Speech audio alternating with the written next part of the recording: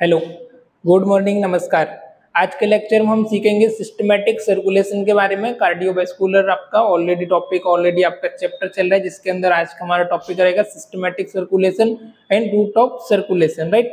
इसके अंदर हम देखने वाले हैं कौन कौन से आपकी आर्टरीज है, कौन कौन सी वेन्स है, पार्टिकुलर रीजन पर कौन सी आर्टरीज है और कौन से ऑर्गन को वो आपको ब्लड का सप्लाई करती है और उनका क्या क्या नाम है ना, क्या उनका फंक्शन है, राइट। इसके बारे में हम समझेंगे। उसके पहले हम एक बार थोड़ा सा सिस्टमैटिक जो हमारा सर्कुलेशन उसके बारे में हम एक बार रिकैप कर लेते हैं, वापस से हम रिव्यू कर लेते हैं। जब हमारा टॉपिक ये चैप्टर स्टार्ट हुआ था, हालांकि तब मैंने इसके बारे में पहले बता चुका हूँ, पर एक बार और हम समझ लेते हैं ताकि आगे समझने में हमको आसानी हो, राइट। तो यहाँ पर आ जाता है आपका, एक तो होता है देखो आपका ऑक्सीजनेटेड ब्लड और दूसरा होता है आपका डीऑक्सीजनेटेड ब्लड। ऑक्सीजनेटेड ब्लड मतलब जिसमें कि आपका ऑक्सीजन का लेवल आपका ज्यादा होता है, जिसमें आपके O2 प्रेजेंट होती है। और डीऑक्सीजनेटेड ब्लड मीन्स आपका इम्प्योर ब्लड, आपका अशुद्ध ब्लड, जिसमें आपका कार्बन डाइऑक्साइड का अमाउंट ज्यादा होता है, O2 का बहुत ही नॉमिनल या बहुत कम होता है, राइट। तो जो ऑक्सीजनेटेड ब्लड है उनको हम क्या बोलते हैं, प्योर ब्लड। और इसकी यदि कलर की बात की जाए, इसमें प्रेजेंट क्या होती है, O2 प्रेजेंट होती है आपके ऑक्सीजनेटेड ब्लड में। O2 का अमाउंट ज्यादा प्रेजेंट होता है, कार्बन डाइऑक्साइड CO2 नॉर्मल होती, नॉमिनल होती, बहुत कम होती। इसको हम क्या बोलते हैं, प्योर ब्लड, ऑक्सीजनेटेड ब्लड। और इसका जो कलर होता है स्टूडेंट, इसका जो कलर होता है वो ब्राइट रेड होता है, ठीक है, इसका कलर ब्राइट रेड होता है। और जो डीऑक्सीजनेटेड ब्लड होता है, जिसमें CO2 की लेवल ज्यादा होता है, CO2 की लेवल ज्यादा होने की वजह से इसका कलर जो हो जाता है आपका डार्क ब्लू हो जाता है। पर हम इसको डार्क ब्लू कंसीडर नहीं करके हम इसको थोड़ा सा डार्क रेड कंसीडर कर सकते हैं, राइट, ताकि समझने में थोड़ी सी आसानी हो। बिल्कुल ब्लू तो नहीं होता है, जब आप प्रैक्टिकल देखोगे तो ब्लू तो आपको ब्लड नहीं होता है। हम इसको डार्क रेड मान के चलते हैं, ब्राइट रेड और पिंकिश या थोड़ा सा पिंक रेड या ब्राइट रेड या फिर डार्क रेड, राइट। तो आपका जो ऑक्सीजनेटेड ब्लड होता है, इसमें आपका O2 प्रेजेंट होता है, ये कैसा होता है आपका थोड़ा सा ब्राइट रेड होता है, राइट। यहाँ पर आप देख रहे हो ये क्या हो गया, थोड़ा सा ब्राइट रेड। और ये जो होता है आपका डीऑक्सीजनेटेड, ये होता है डार्क ना। एज कंपेरिजन दोनों को यदि आप कंपेयर करोगे तो आपका जो डीऑक्सीजनेटेड ब्लड है ये क्या होता है आपका थोड़ा सा आपका ब्लूइश कलर का होता है, या हम कह सकते हैं कि थोड़ा सा आपका डार्क रेड होता है। और ऑक्सीजनेटेड ब्लड होता है वो आपका ब्राइट रेड होता है, राइट। क्यों होता है, क्योंकि इसमें ऑक्सीजन का लेवल ज्यादा होता है, इसके लिए होता है ब्राइट रेड ऑक्सीजनेटेड ब्लड। और डीऑक्सीजनेटेड ब्लड में आपका कार्बन डाइऑक्साइड का लेवल, CO2 का लेवल ज्यादा होता है, इसके लिए ड्यू टू कार्बन डाइऑक्साइड इसका कलर हो जाता है आपका डार्क रेड, राइट। तो अब होता क्या है, डार्क रेड ब्लड आपका इम्प्योर ब्लड, अशुद्ध ब्लड आपका डीऑक्सीजनेटेड ब्लड किस तरीके से फिल्टर होता है, उसका क्या प्रोसेस रहती है, कैसे वो आपकी बॉडी में सर्कुलेट होता है, उसके बारे में भी हम समझने वाले हैं। तो ये क्या होता है, कार्डियक, जैसे हमने देखा कार्डियक का सिस्टम होता है ब्लड को पंप करना। अब कार्डियक का काम होता है सिर्फ उसको पंप करना, पर पंप करने के साथ साथ उसको अलग अलग बॉडी पार्ट में ब्लड तक पहुंचाने का काम होता है, ब्लड को ले जाने का काम होता है किसका, आपके ब्लड वेसल्स का, आर्टरीज का और वेन्स का, राइट। तो जो आपकी आर्टरीज होती है, एक्सेप्ट आपकी पल्मोनरी आर्टरीज को छोड़ करके सब आर्टरीज, जितनी भी आर्टरीज है उनका काम क्या होता है, आपका जो प्योर ब्लड है, आपका ऑक्सीजनेटेड ब्लड है, उसको कार्डियक से आपके हार्ट से आगे लेके जाने का, पेरिफेरी में आपके ऑर्गन लेवल पर उसको आपको ब्लड को पूरी बॉडी के आल पार्ट्स में, आल ऑर्गन में पहुंचाने का, राइट। उसके बाद क्या होता है, आपकी जो ब्लड वेसल्स होती है, वेन्स, एक्सेप्ट आपका पल्मोनरी वेन को छोड़ करके जितने भी वेन्स होते हैं उसमें क्या होता है, आपका इम्प्योर ब्लड होता है, डीऑक्सीजनेटेड ब्लड होता है, जिसमें कार्बन डाइऑक्साइड का लेवल ज्यादा होता है। ऐसा ब्लड किसमें होता है, आपके वेन्स में, राइट। अब वेन्स का काम होता है अलग अलग डिफरेंट बॉडी पार्ट्स से आपके ब्लड को वापस से आपके कार्डियक तक लेके आने का, कहाँ तक, आपके राइट एट्रियम तक। राइट एट्रियम के बाद आ जाता है आपका राइट वेंट्रिकल्स में। अब राइट वेंट्रिकल्स में आने के बाद जैसे राइट वेंट्रिकल्स फिल होता है, राइट वेंट्रिकल्स फुल होता है, ये आपके लंग्स में चला जाता है। ये प्रोसेस को अभी हम समझेंगे। अभी सिर्फ इतना समझो, आर्टरीज का काम होता है ऑक्सीजनेटेड ब्लड को कार्डियक से अवे लेके जाने का, अलग अलग डिफरेंट बॉडी ऑर्गन्स में लेकर के जाने का, आल बॉडी ऑर्गन्स में पहुंचाने का, आल बॉडी पार्ट्स में पहुंचाने का। ऑक्सीजनेटेड ब्लड का काम होता है किसका, आपके आर्टरीज का। इसमें पूरा इन्वॉल्वमेंट होता है आपके left part portion of the heart का। उसके बाद जो ऑर्गन पर पहुंच जाता है, ऑर्गन में एनारोबिक रेस्पिरेशन होता है, जिसमें कार्बन डाइऑक्साइड का छोड़ देते हैं वो, और सेल्यूलर जो लेवल पर होता है वो O2 को ले लेते हैं। तो जो ब्लड में आकर के वो वापस में कैपिलरीज एनास्टोमोसिस की प्रोसेस हमने देखी है, बहुत ही कैपिलरीज और आपकी वेन्यूज की ब्रांच होती है, तो वो आपस में कनेक्टेड रहती है और ये ब्लड को वापस से रिसीव करती है।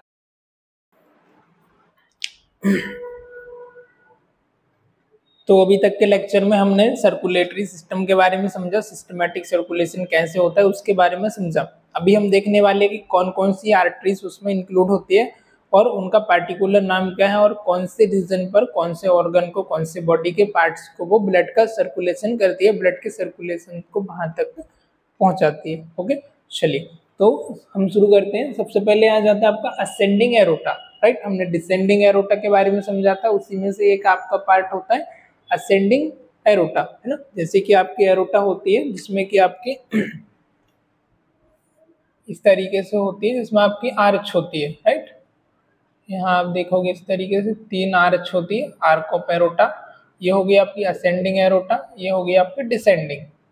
तो जो नीचे की तरफ आती है, ऊपर की तरफ असेंडिंग एरोटा में क्या होता है, left and right coronary artery, इससे क्या निकलती है, लेफ्ट और राइट कोरोनरी आर्टरीज निकलती है। यहाँ से आप देखोगे जैसे ही असेंडिंग जाती है थोड़ी सी ऊपर जाती है और दोनों साइड से लेफ्ट और राइट क्या करती है, कोरोनरी आर्टरीज निकलती। कोरोनरी आर्टरीज का काम होता है, इसका फंक्शन होता है कि जो आपका कार्डियक का मिडिल लेयर है, जो कार्डियक की आपकी मिडिल मसल्स होती है, कौन सी, मायोकार्डियम, मायो, एंडो और पेरी, है ना। तो मायोकार्डियम की जो मसल्स होती है, मायोकार्डियम जो लेयर होती है, उसको क्या करती है, ब्लड का न्यूट्रिएंट और ऑक्सीजनेटेड ब्लड को सप्लाई करने का काम होता है आपकी कोरोनरी आर्टरीज में। 2 पार्ट में होती है, लेफ्ट एंड राइट।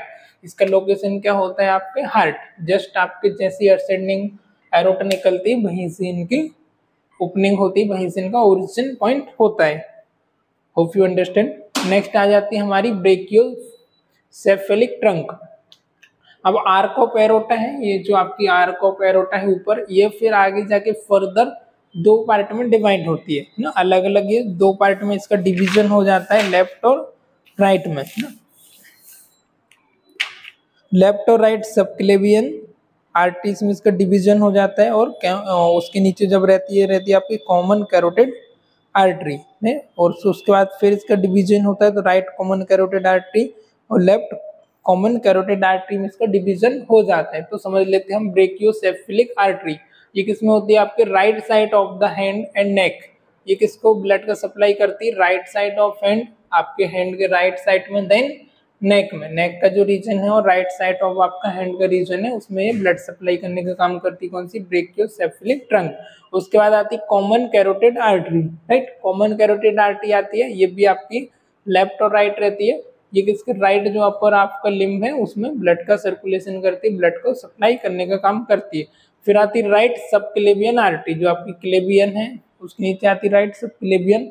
इधर आप ये इंसर्ट करते हैं हम जनरली जब कोई भी केस रहता है जिसमें आपको सेंटर लाइन डालना है, तो वो सबक्लेवियन वेन में, जुगुलर वेन में हम इंसर्ट करते हैं, राइट।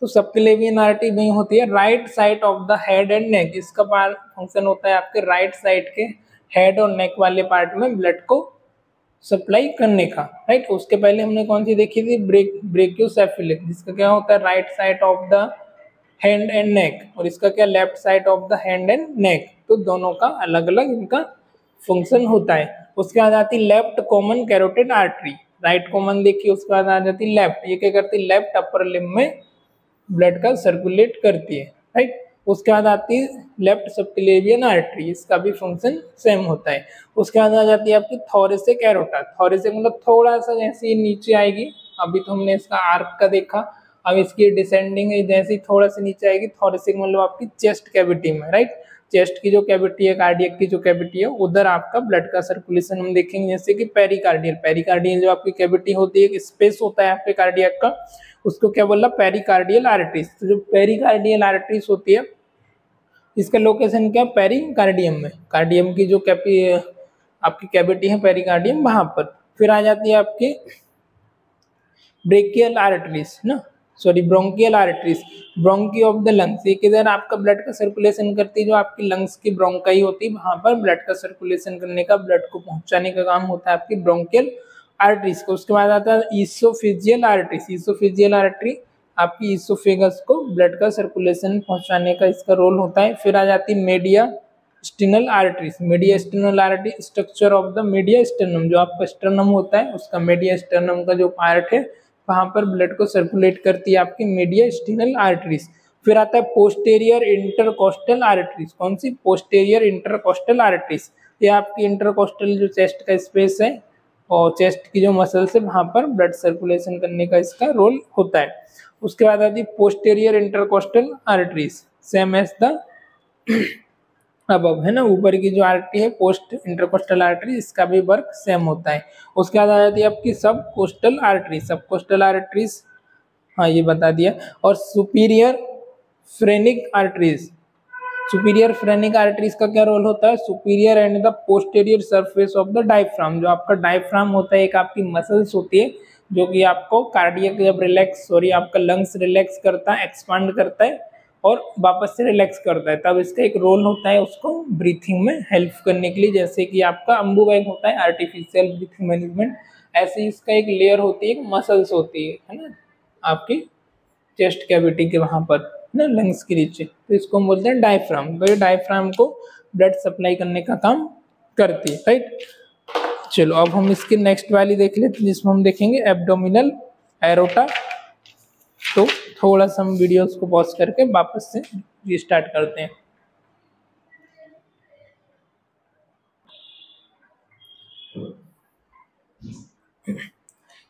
फिर अगली आ जाती है हमारी, इसी को हम कंटिन्यू कर रहे हैं। अभी तक हमारा चेस्ट कैविटी तक का हमने देख लिया था, चेस्ट के बाद नेक का, हैंड का और चेस्ट का हमने देख लिया है, राइट। अभी हम देखेंगे आपका एब्डोमिनल कैविटी का, राइट। एब्डोमिनल में आगे की तरफ एक एरोटा और नीचे की तरफ आती है, नीचे की तरफ आती तो हम इसको क्या बोलते हैं, एब्डोमिनल एरोटा। उसके जो ऊपर वाला पार्ट था उसको हमने बोला थोरेसिक एरोटा या चेस्ट एरोटा। उसके जो ऊपर वाला पार्ट था आर्क ऑफ एरोटा था, जो आपके अपर बॉडी के पार्ट्स में ब्लड का सप्लाई का काम देखती थी। उसके बाद आता है एब्डोमिनल एरोटा। अब एब्डोमिनल में आने के बाद ये किस किस पार्ट्स में डिवाइड होती है, कौन कौन से ऑर्गन को पर्टिकुलर ब्लड का सप्लाई करती है, उसके बारे में हम जान लेते हैं, राइट। तो सबसे पहले आ जाता है इंफीरियर फ्रेनिक आर्टरीज। इंफीरियर जो कौन से पार्ट को देती है, inferior and superior of the diaphragm. Diaphragm के इंफीरियर और सुपीरियर पार्ट को ब्लड सप्लाई करने का काम होता है आपकी इंफीरियर फ्रेनिक आर्टरीज का। उसके बाद आ जाता है सीलियक ट्रंक। सीलियक ट्रंक में भी कॉमन होती है कॉमन हेपेटिक आर्टरीज, जो आपका हेपेटिक मीन्स आपका लीवर, तो ये किसको ऑब्वियसली बात है हेपेटिक आर्टरी है तो आपकी जो लीवर है उसको ब्लड का सप्लाई करेगी, उसको देखेगी। फिर आता है लेफ्ट गैस्ट्रिक आर्टरी। गैस्ट्रिक भी होता है आपका स्टोमक, है ना, तो स्टोमक एंड इसोफेगस को ब्लड का सप्लाई करती है। उसके बाद आते हैं स्प्लीनिक आर्टरी, मतलब आपकी स्प्लीन को, spleen and pancreas and stomach, ये तीनों को देखती है, स्प्लीन को भी, पेनक्रियास को भी और आपके स्टोमक को भी ब्लड का सप्लाई करती है। उसके बाद आता है superior mesenteric artery. Superior mesenteric artery किस किस रीजन में देखती है, आपके स्मॉल इंटेस्टाइन को, सीकम को, ascending and descending transverse colon को एंड पेनक्रियास को, राइट। पेनक्रियास को भी देखती है ब्लड का सप्लाई। उसके बाद कोलोन को, है ना, कोलन में आ जाती है आपकी असेंडिंग, डिसेंडिंग, सीकम और small intestine, means large intestine, small intestine और इसके जितने भी पार्ट्स हैं सबको देखती है, कोलन को और साथ ही साथ सीकम को भी, राइट। उसका आता है आपका सुप्रारीनल आर्टरीज। सुपीरियर मीसेंट्रिक के बाद फिर आगे फर्दर जाती है तो ये और इसका डिवीजन होता है जिसमें आ जाता है आपका सुप्रारीनल आर्टरी। सुप्रारीनल मतलब आपके जो रीनल है, जो किडनी है, उसके ऊपर क्या होता है, एक ग्लैंड होती है सुप्रारीनल ग्लैंड या एड्रीनल ग्लैंड। तो जो एड्रीनल ग्लैंड होती है उसको ब्लड सर्कुलेट करती है, ब्लड सप्लाई करती है, वो होती है सुप्रारीनल आर्टरीज, ओके। उसके बाद फिर आ जाता है renal arteries. Renal arteries, renal means आपका किडनी, तो ये ऑब्वियसली बात है आपकी किडनी को ब्लड का सप्लाई ही करेगी। फिर आ जाता है गोनेड आर्टरीज। गोनेडल आर्टरीज क्या, जो मेल्स में ग्लैंड होती है आपकी रिप्रोडक्टिव सेक्सुअल ग्लैंड, जिसको हम बोलते हैं गोनेड्स, है ना, टेस्टिस, तो ये टेस्टिस को ब्लड का सप्लाई करती है मेल में। फीमेल में क्या करती है आपको, टेस्टिकुलर आर्टरीज आपके ओवेरीज को, है ना, ओवेरियन आर्टरीज होती है जो आपकी फीमेल में, फीमेल रिप्रोडक्टिव गोनेड्स होते हैं ओवेरीज, तो वो ओवेरीज को ब्लड का सप्लाई करती है, कौन सी, ओवेरियन आर्टरीज। फिर और नीचे आ जाती है, फिर ये सब इसका डिवीजन होता है इंफीरियर मेजेंट्रिक आर्टरीज। इंफीरियर किसको देखती है, transverse, descending and sigmoid colon को। किसको, ट्रांसवर्स को भी देखती है, डिसेंडिंग को, इसमें असेंडिंग को देख रही थी, इसमें डिसेंडिंग को एंड सिग्मोइड कॉलन को और रेक्टम को भी ये कवर कर लेती है, कौन सी, आपकी इंफीरियर मेजेंट्रिक आर्टरी। उसका आता है common iliac artery. Common iliac को ये दो पार्ट में डिवाइड होती है, एक्सटर्नल इलियक आर्टरी और इंटरनल इलियक आर्टरी। आपकी इलियक रीजन से जाती है, इलियक क्रस्ट हमने देखा था हमारे इसके बोन में, एनाटॉमी में आपने समझा है, राइट। तो इलियक बोन के पास से जाती है, इसके लिए इसका नाम क्या हुआ, इलियक आर्टरीज। तो ये किसको सप्लाई देखती है, लोअर लिम्ब को। उसके बाद आती है इंटरनल। इंटरनल वाली किसको देखती है, यूट्रस को फीमेल में, प्रोस्टेट ग्लैंड को मेल में, मसल्स ऑफ द बटक, बटक की जितनी मसल्स है उसको, और यूरिनरी ब्लैडर को। ठीक है, तो इस तरीके से इसका पूरा ब्लड का जो सप्लाई वो देखती है, पूरे लोअर लिम्ब में नीचे तक जो जाती है वो आती है आपकी एक्सटर्नल इलियक आर्टरी से, कि बायलेटरल होती है, दो होती है, इंटरनल भी इसकी मल्टीपल ब्रांचेस होती है। तो ऐसे करके हमारी होल बॉडी से ऊपर से नीचे तक का हमने पूरा हेड टू टो तक का पूरा सर्कुलेशन देखा कि ब्लड का सर्कुलेशन कैसे होता है, राइट। ये हमने आने का देखा काम कि जो प्यूरिफाइड ब्लड है आपका, ऑक्सीजनेटेड ब्लड है, वो किस तरीके से आपका कार्डियक से लेकर के पूरी बॉडी में स्प्रेड हो रहा है, पूरी बॉडी में वो डिस्ट्रीब्यूट हो रहा है, सर्कुलेट हो रहा है, राइट।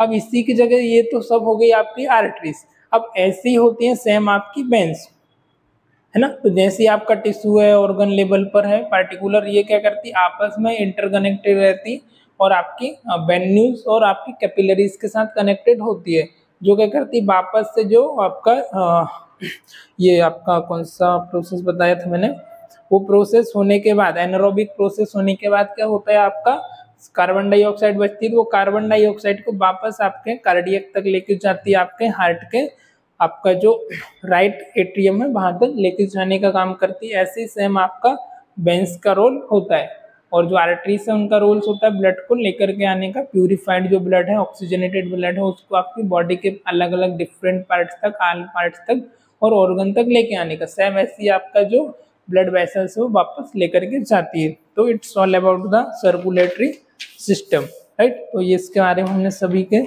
समझा, हेड टू टो किस तरीके से आपका ब्लड का जो सर्कुलेशन है वो वर्क करता है, कैसा होता है।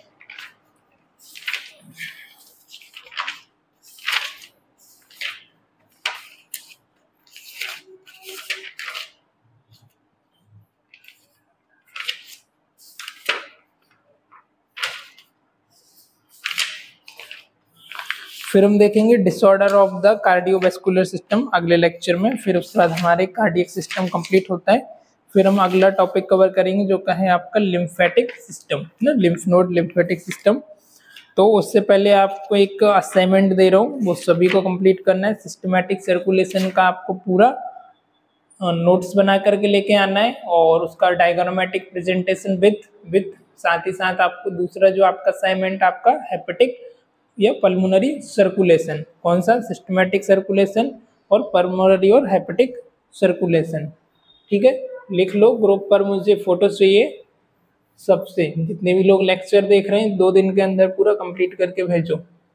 जब भी लेक्चर देख रहे हो तब देखो और फटाक से उसका सिस्टमैटिक सर्कुलेशन पूरा एग्जाम में पूछते हैं, पोर्टल सर्कुलेशन, हेपेटिक सर्कुलेशन, है ना। लिख देता हूँ मैं चाहो तो।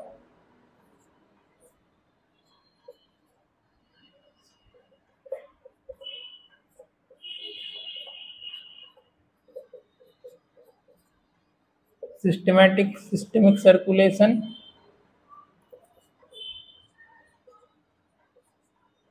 Hepatic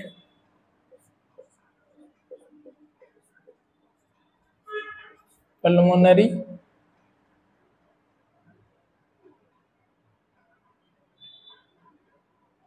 circulation.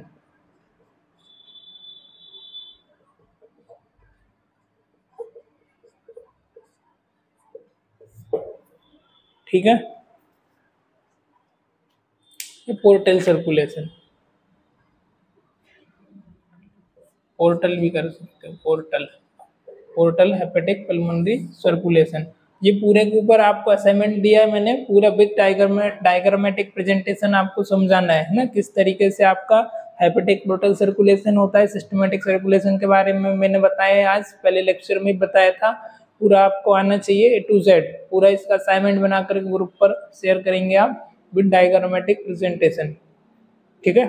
चलिए, उसके बाद हम नेक्स्ट डिसऑर्डर वगैरह देखेंगे, फिर हमारा नेक्स्ट लेक्चर स्टार्ट होगा जो कि आपका लिम्फेटिक सिस्टम। चलिए, आज के लेक्चर में इतने ही, मिलते हैं किसी और लेक्चर में, तब तक के लिए bye bye. Thanks for watching. Video अच्छा लगा है तो लाइक कीजिए, कमेंट सब्सक्राइब कर दीजिए और कुछ आपका क्वेश्चन हो तो वो कमेंट बॉक्स में आप कमेंट कर दीजिए। Thank you.